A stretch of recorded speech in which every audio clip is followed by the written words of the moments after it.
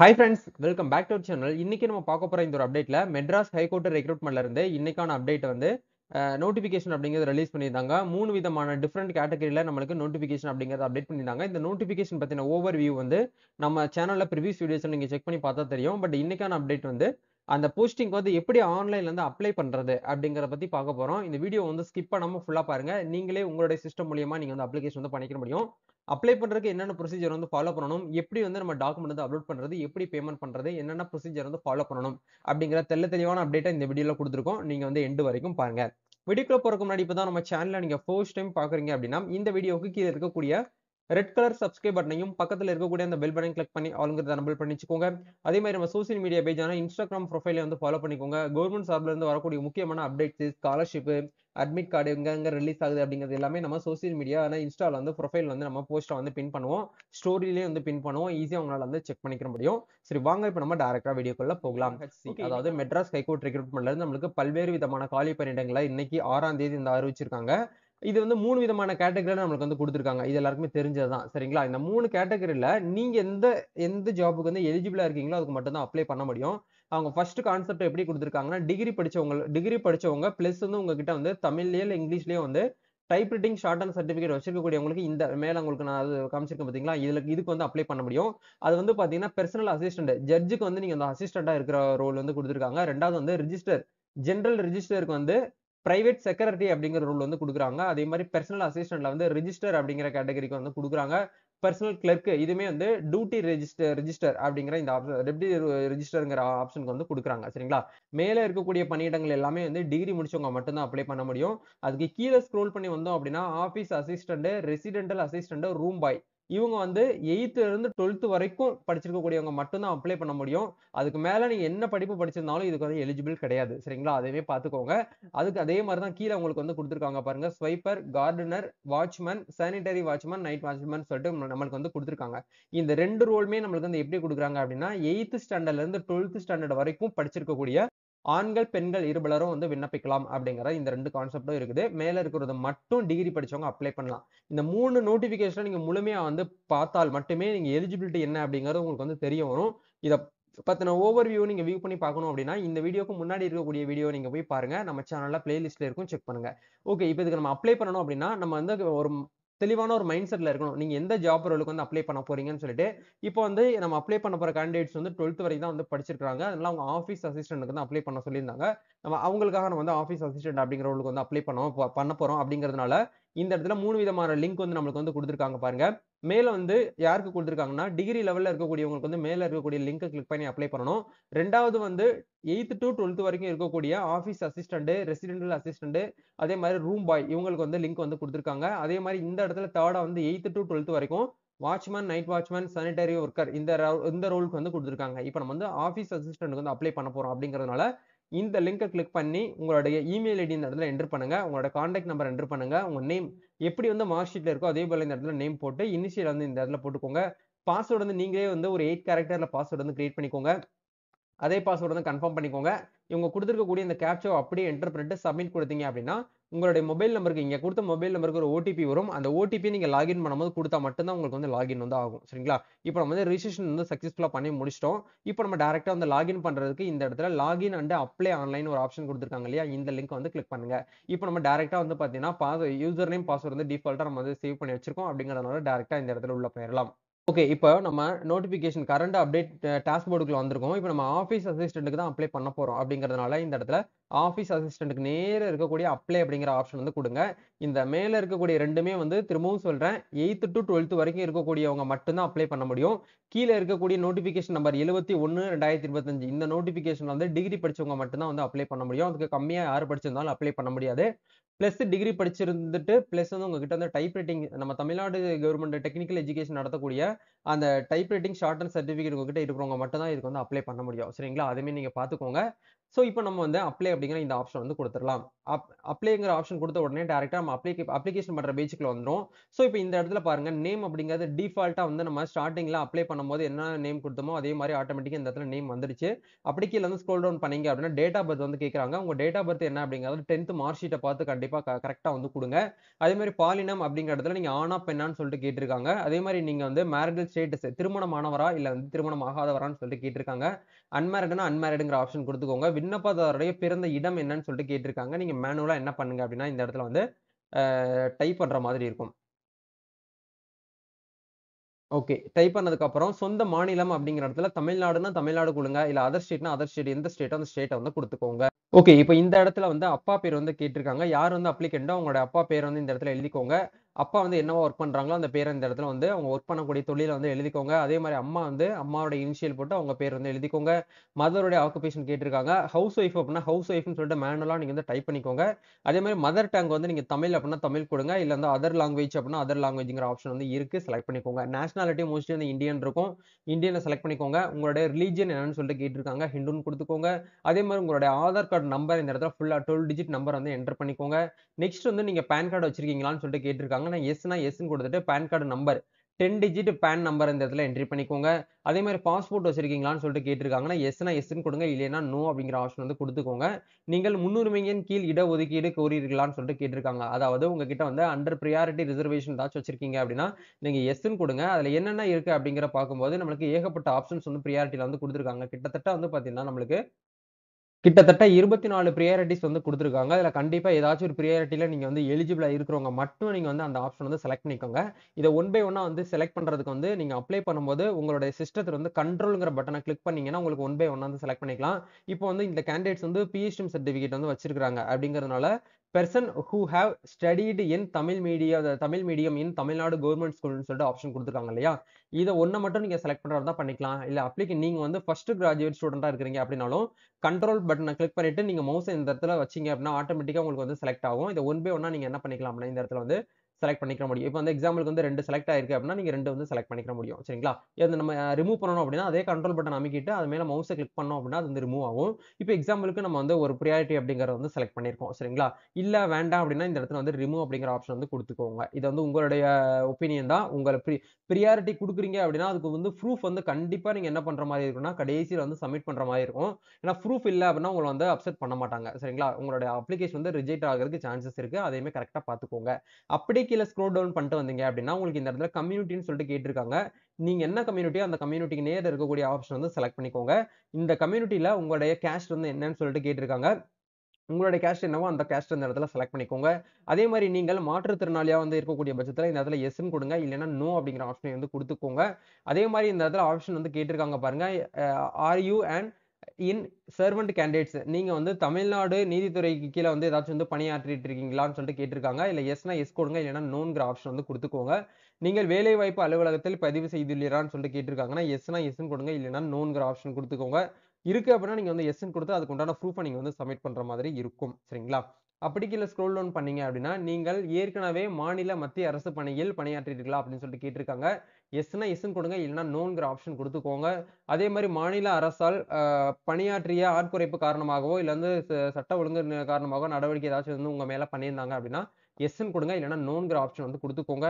அப்படிக்கு கீழ scroll down பண்ணீங்க அப்படின்னா, நீங்கள் முன்னாள் ராணுவ வீரரான்னு சொல்லிட்டு கேட்டிருக்காங்கன்னா, எஸ்னா எஸ்ன்னு கொடுங்க. இல்லன்னா நோ அப்படிங்கிற ஆப்ஷன் குடுத்துக்கோங்க. இப்போ இந்த இடத்துல கவனமா நம்ம வந்து பார்க்க வேண்டிய விஷயம் என்ன அப்படின்னா, அப்ளைடு போஸ்ட். இப்போ வந்து நீங்க வந்து 4 ரோல் வந்து குடுத்துருக்காங்க.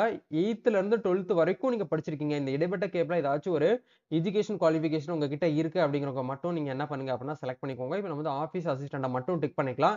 இல்ல உங்களுக்கு வந்து ரூம் பாயும் வந்து தேவைப்படுது அப்படின்னா, ரூம் பாயும் வந்து செலக்ட் பண்ணிக்கோங்க. இப்ப ஈச் போஸ்டிங்க்கு இப்ப நம்ம ஒரு போஸ்டிங் மட்டும் டிக் பண்ணியிருக்கோம்னா, நீங்க ரூ. 500 பேமெண்ட் வந்து பண்ணணும். நம்ம வந்து ரூபாய்க்கும் வந்து செலக்ட் பண்றோம் அப்படின்னா, ரூ. 1000 பேமெண்ட் பண்ற மாரி இருக்கும். ரெசிடென்டல் அசிஸ்டன்ட்க்கு வந்து செலக்ட் பண்றோம் அப்படின்னா, ரூ. 1500 பேமெண்ட் பண்ற மாரி இருக்கும். ஈச் போஸ்டிங்க்கு ரூ. 500 நீங்க வந்து என்ன பண்ணணும் அப்படின்னா, ஃபீஸ் வந்து பேமெண்ட் பண்ணணும். யாரெல்லாம் பண்ணணும் அப்படின்னா, பிசி, எம்பிசி, டிஎன்சி அ பிசிலயும் முஸ்லீம் கேட்டகரி இவங்க ஜெனரல் கேட்டகரி இவங்க எல்லாருமே வந்து ரூ. 500 பேமெண்ட் பண்ணணும்.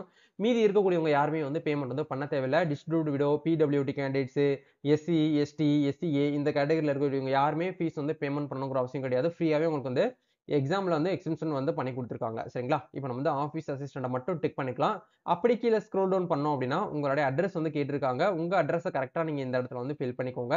அதே மாரி உங்க அட்ரஸ் வந்து கன்ஃபார்ம் அட்ரஸ்க்கு கம்யூனிகேஷன் அட்ரஸும் சேமா இருக்கு அப்படிங்கிற பட்சத்தில மட்டும் டிக் பண்ணிக்கோங்க. மேல வந்து தெளிவா குடுத்துருக்காங்க. கம்யூனிகேஷன் அட்ரஸ் அப்படின்னா உங்களுடைய தொடர்பு முகவரி.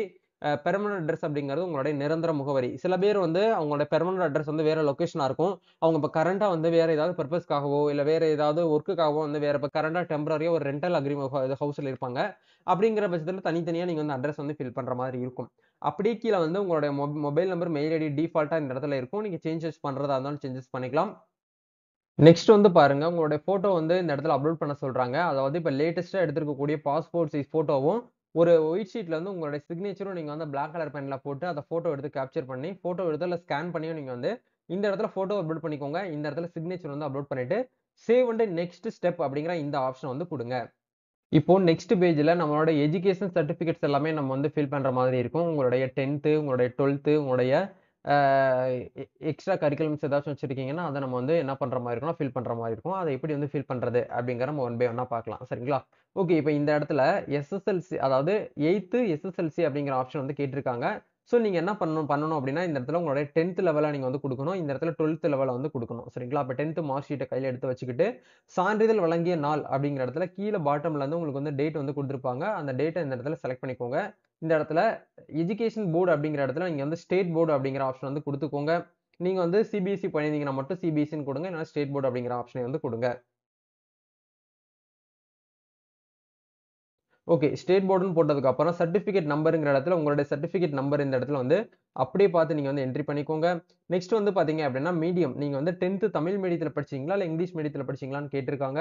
அதே மாரி மோட் ஆஃப் ஸ்டடி வந்து இந்த இடத்துல ரெகுலர் அப்படிங்கிற ஆப்ஷன் குடுத்துக்கோங்க. 10த்ல எவ்வளோ பெர்சன்டேஜ் எடுத்திருக்கீங்களோ, அந்த பெர்சன்டேஜ இந்த இடத்துல நீங்க வந்து செலக்ட் பண்ற மாதிரி இருக்கும். அதே மாரி 12த் அப்படிங்கிற இடத்துல நீங்க செலக்ட் வந்து 12த் பண்ணியிருக்கீங்களா? இல்ல வந்து டிப்ளமோ பண்ணியிருக்கீங்களான்னு கேட்டிருக்காங்க. 12த்னா 12த் அப்படிங்கிற ஆப்ஷன் குடுத்துட்டு, நீங்க அந்த ஆப்ஷன் வந்து எல்லாமே வந்து ஃபில் பண்ற மாதிரி இருக்கும். ஓகே. உங்களோட 12த் சர்டிபிகேட்ஸ் எல்லாமே நீங்க ஃபில் பண்ணி முடிச்சதுக்கு அப்புறம், நீங்க இந்த இடத்துல are you seeking reservation for PSTM நீங்க பிஎச்டிஎம் சர்டிபிகேட் வச்சிருந்தீங்க அப்படின்னா, எஸ் குடுங்க.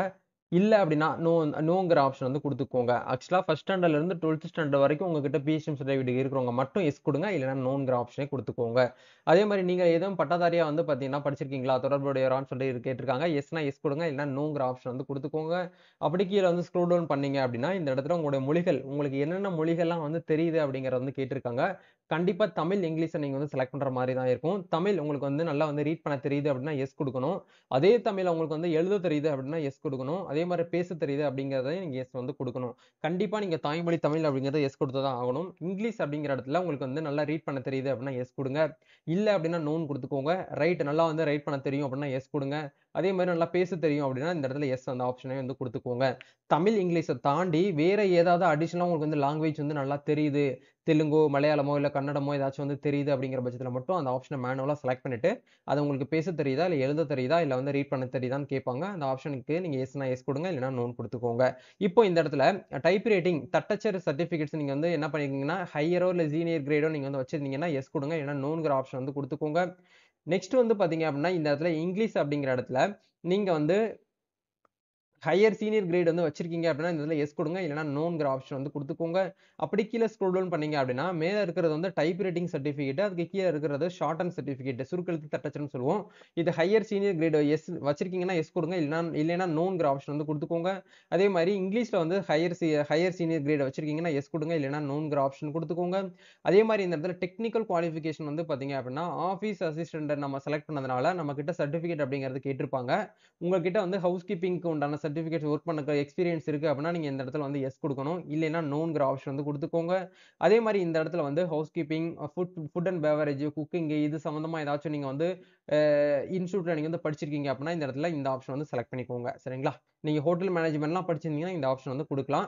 ஃபுட் அண்ட் பெவரேஜ் பேக்கரீஸ்னா இந்த ஆப்ஷன் வந்து குடுத்துக்கலாம். சரிங்களா? அப்படியே கீழ ஸ்க்ரோல் டவுன் பண்ணீங்க அப்படின்னா, உங்களுக்கு ஏதாச்சும் வந்து ஒர்க் எக்ஸ்பீரியன்ஸ் இருக்கு அப்படின்னா, நீங்க இந்த இடத்துல வந்து குடுக்கணும். அப்படி இல்லைன்னா நோங்கிற ஆப்ஷன் வந்து குடுத்துக்கோங்க.